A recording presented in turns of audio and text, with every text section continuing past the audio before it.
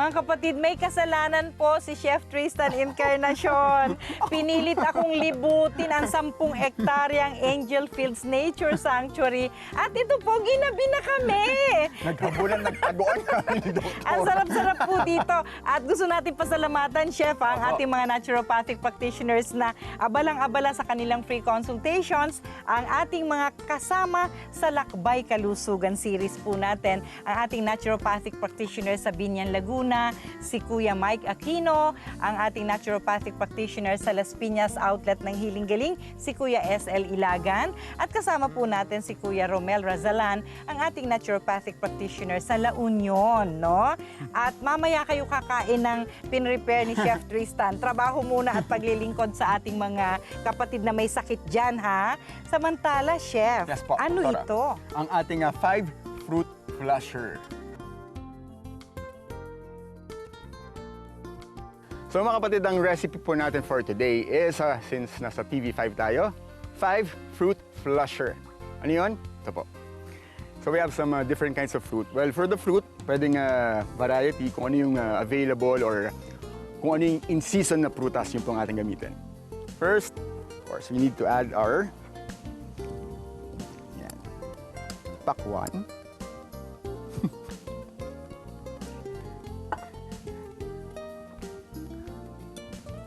Melon. Yung ating pineapple or pinya.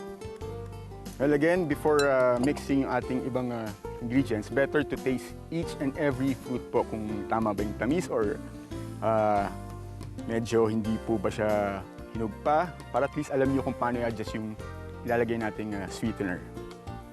Yung ating mangoes. Okay, lastly, one of the ingredients na mas nakaka-rehydrate or better, kumbaga isa po ito sa mas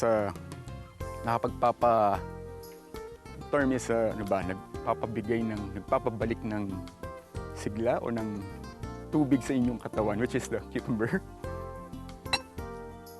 Kung mapapansin niyo, for the cucumber, we remove po yung kanyang balat. Kasi the balat, medyo, ang ano po niyan is nagkakaroon siya ng bitterness sa inyong finished product. Now, going to add our sugar, then some salt. In this case, we're going to use rock salt first. Later on, para mas ma-achieve po nating tamang lasa, we're going to use yung ating seaweed salt. Now we're just going to toss this. Kung papansin niyo po, siguro give it a few minutes, magkakatas na siya. Kumbaga mas mag-excrete na yung kanyang juice. Yun po, ibig sabihin yung lasa niyan is lumabas na. So, once you serve it to your loved ones, mas ma-appreciate mo nila yung flavor or yung halo, yung pagkaka-infuse ng lahat ng fruits na pinagsama-sama natin. There. Papansin niyo po, there's a medyo yung liquid.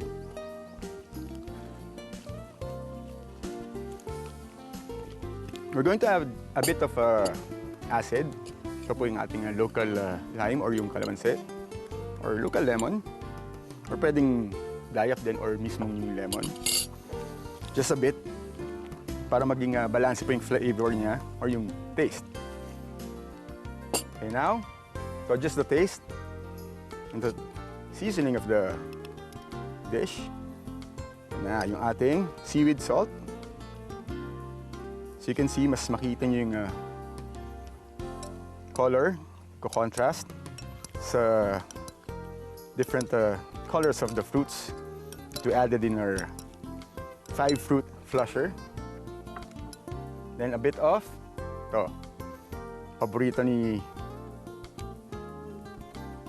Direk, honey.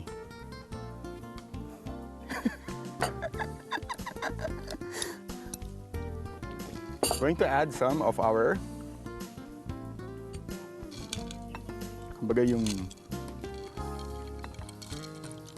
water. This is a clean water. And syempre yung kumbaga yung ginamit po natin sa paggagawa ng ices also machine.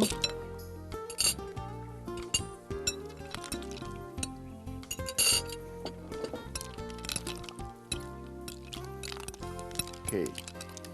Here, kung mapapansin niyo po, we're going to serve this yung fruits lang. Kasi if you serve it together with the ice na, may tendency po magbago ang lasa niya.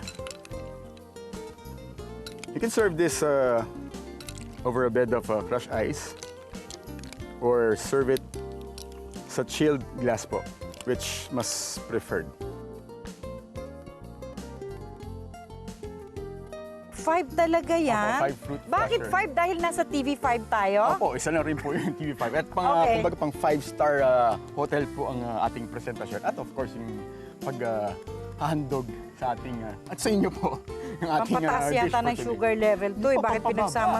Pampababa ba? Dahil pampapresko din po Oo, ito. presko po. Papaniwalaan ko si Chef Tristan na pampababa ito ng sugar level. Pero for the sugar naman po, it's a very good ano naman po. Walang sweetener. added na sweetener? Just a few lang po. Actually, yung sweetness po nanggagaling mismo sa fruits. Parang in-extract, in-excrete po natin yung juice po niya using a bit of sugar and salt. Para lumabas po yung karatsa and a bit of lemon. Ganun po pala yun para malabas mo ang Opo, sweetness. parang tinos po natin siya. May And- drama ha? Opo. Kaya Yan na tayo naman, ginagabi, kaya tayo ginagabi ha? Ganyan ka. Ganyan na ganyan din nagsimula lahat sa drama. So, ang mga sangkap ay, ayan, in-explain na po ni Chef Tristan Opo. sa inyo.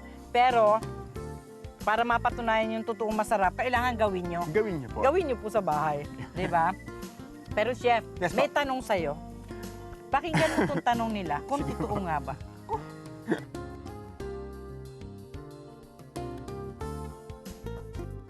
Hi, Chef. Pwede po bang malaman kung masamang kumain ng pinya kapag gutom? Salamat po. Okay. O Chef, Yes po.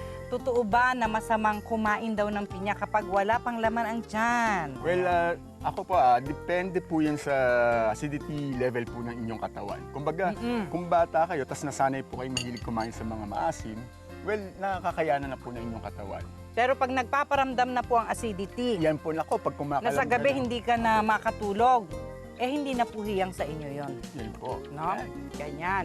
Pero mas maganda, unahin natin ang soup sa pagkain. Opo. Mainit muna, chef. Kumbaga, Tapos, kumanlan?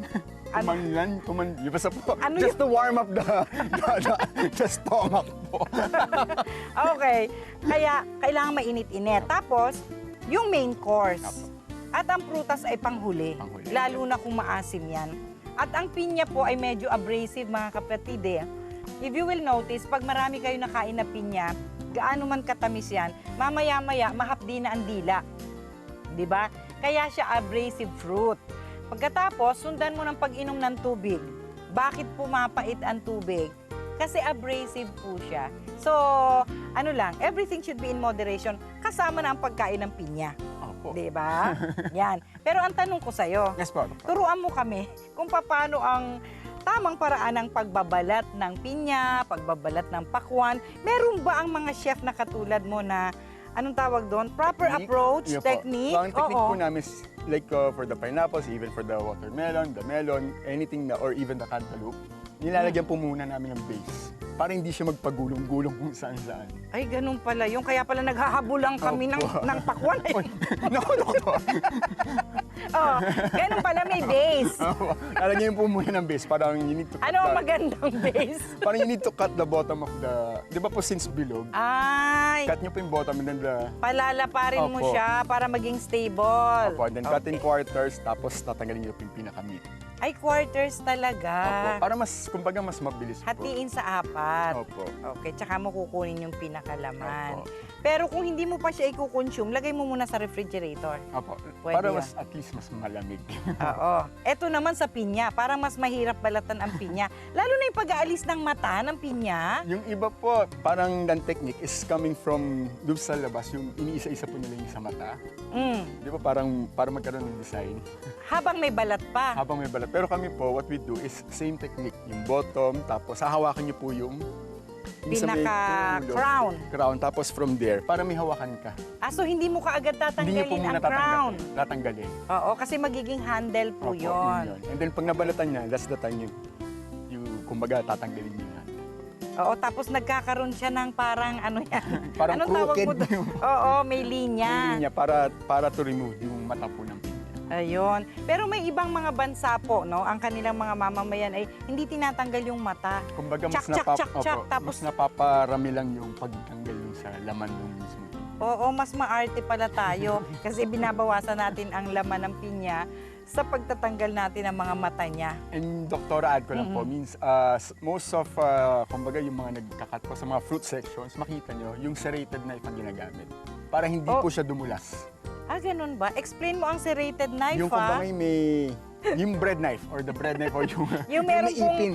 ngipin lubak-lubak. Ay, Kasi may tendency po, yung iba, ginagamit nila yung knife, minsan pag mapurol, the more na mas mapurol ang kutsilyo, mas yung risk po sa injury is mas mataas. ayun. Okay, Kasi mas alam na madulas natin. po, mas mabibigyan nyo ng force. So, mas Magastos madudulas. pala yun, bibili ka pa ng special knife para doon. Sige, guys, na po Ipapabalat meron. ko na sa suki ko bago ko iuwi para kakainin ko na lang, di ba? So kanya-kanya, depende po. Ang iba naman ay naaaliw sa pagbabalat ng pinya, Opo. no? Pero wala na tayong masyadong oras, chef. Sige po. Magpasalamat naman tayo sa Angel Fields Nature Yan, thank you po. Sanctuary, lalo na po sa Big Boss, Yan. no? Mr. Bernie Concepcion. Congratulations po at napakaganda dito. Alam nyo, may kulang lang. Kailangan nyo ng healing garden. At pasalamatan din natin ang mga nag-asikaso sa atin dito, Opo. Chef, ha? Thank you din po. Si Jeff Sanchez, maraming salamat, Jeff. At si Joy Creencia, na pagod ng kasusubaybay sa atin dito sa pag-ikot natin sa 10 hektaryang ito, no? At siyempre, thank you kay Mr. RJ Navela at si Mr. Ian ng Food and Beverage Yes. Department. Masarap po. At kahit si Chef Tristan ay nagustuhan ang pagkain. Pinapabalik pa nga tayo dito. May pagkain pa daw po. Oo. At wag lang po kayong mainggit sa amin. Pumunta po kayo dito. Hindi sapat na naiinggit lang kayo sa amin. Dahil napakaganda po ang experience dito. Umaga, tanghali, gabi man.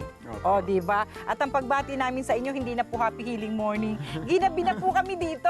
Happy healing evening na po. Ako si Dr. Edinel Calvario. At syempre, si Chef Tristan, magbabalik po kami sa susunod na linggo ng umaga na po yun.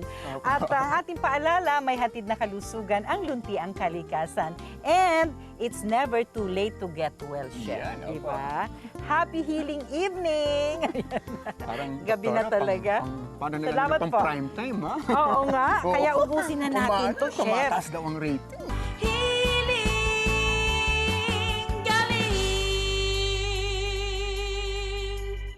Maraming natatanggap na katanungan ang Healing Galing tungkol po sa infertility. Pero ngayong umaga, sisikapin po nating masagot ang mga tanong ninyo tungkol sa kondisyong ito. Alamin ang mga tips ni Dr. E para sa mag-asawang gusto na magkaanak. Healing Galing sa TV. Linggo, alas 7:30 hanggang alas 8:30 ng umaga sa TV5.